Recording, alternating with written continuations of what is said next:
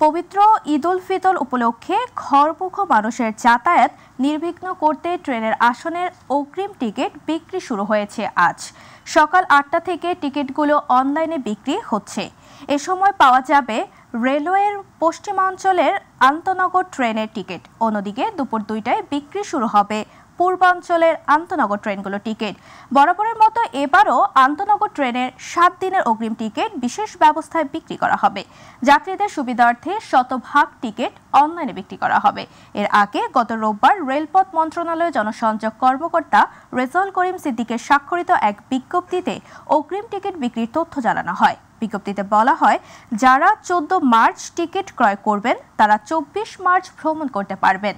যাত্রী সাধারণের অনুরোধে ২৫% স্ট্যান্ডিং টিকিট যাত্রা শুরুর আগে প্রারম্ভিক স্টেশন থেকে পাওয়া যাবে।